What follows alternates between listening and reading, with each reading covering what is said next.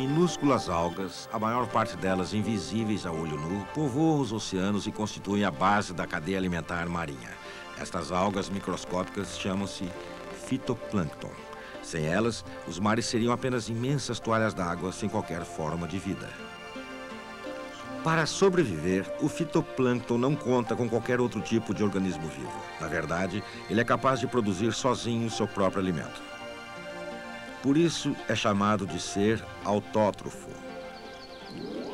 Do mesmo modo que as plantas que crescem na terra firme, o fitoplâncton utiliza a fotossíntese para criar suas próprias substâncias nutritivas, a partir da energia do sol, do gás carbônico e da água. Em troca, libera enormes quantidades de oxigênio. Estima-se que mais da metade do oxigênio que os seres vivos da superfície do planeta respiram é liberado pelo fitoplâncton. Desse modo, o fitoplâncton torna-se essencial também para a vida terrestre.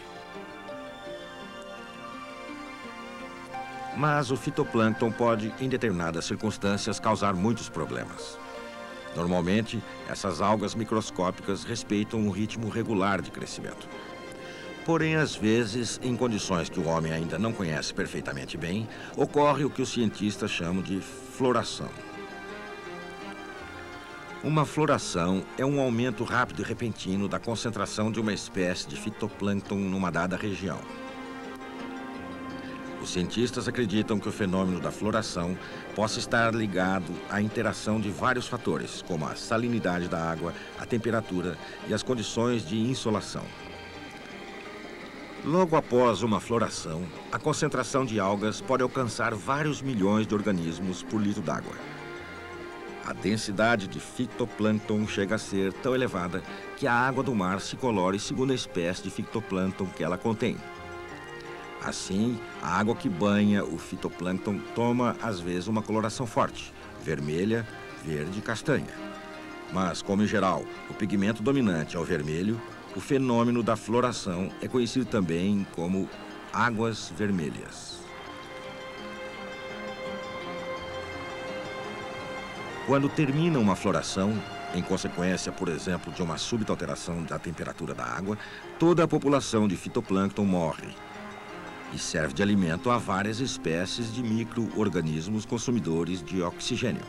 Nestas ocasiões, a taxa de oxigênio da água cai a níveis dramáticos. Várias espécies marinhas não sobrevivem a longos períodos de carência de oxigênio. O que acontece nessas circunstâncias é uma verdadeira catástrofe, consequência direta de um período de floração. Além disso, algumas variedades de fitoplâncton produzem toxinas. Essas toxinas são venenos naturais poderosos capazes de matar inúmeras espécies de peixes. Mas as toxinas liberadas pelo fitoplâncton podem também acumular-se em fortes concentrações nos moluscos. Há espécies de ostras que filtram vários litros de água por dia e assim chegam a acumular enormes quantidades de toxinas sem que com isso sejam elas próprias afetadas. Os moluscos assim contaminados são extremamente perigosos no caso de serem consumidos pelo homem ou por outros animais sensíveis às toxinas. Uma das toxinas que se acumulam nos moluscos, a saxitoxina, provoca uma intoxicação paralisante nos seres humanos. Há inúmeros casos desse tipo de intoxicação que frequentemente pode levar à morte. Uma vez ingerida, a toxina afeta o sistema nervoso, interfere na transmissão de informações entre os neurônios, resultando a paralisia geral, que pode levar à morte, no caso da quantidade de toxina ingerida ter sido muito elevada. Bastam 80 milionésimos de grama para causar a morte. E em determinado tipo de moluscos, como a ostra, é comum encontrar assim concentrações até 50 vezes maiores.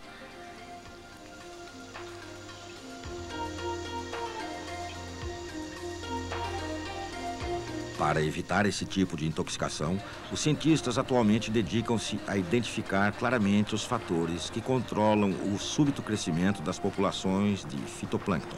Para isso, analisam-se amostras de água do mar, recolhidas em diversos locais, em várias épocas do ano, para análise de variáveis, como a salinidade, a temperatura, a insolação.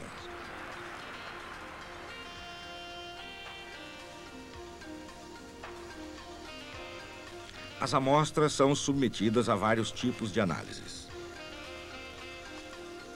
Por exemplo, um aparelho chamado citofluorímetro permite determinar as quantidades exatas de algas presentes na água. Isso é possível porque as células do fitoplâncton contêm pigmentos clorofilados responsáveis pela fotossíntese. Esses pigmentos, quando expostos a certas fontes luminosas, emitem fluorescência. Medindo-se essa fluorescência, é possível estimar a biomassa, ou seja, a massa viva, e assim a quantidade de fitoplâncton presente numa amostra de água. Os cientistas esperam que a compreensão dos fatores que influenciam o crescimento, às vezes descontrolado, do fitoplâncton permitirá evitar as eventuais intoxicações alimentares dos seres humanos. O particular desta interdependência é a párquia.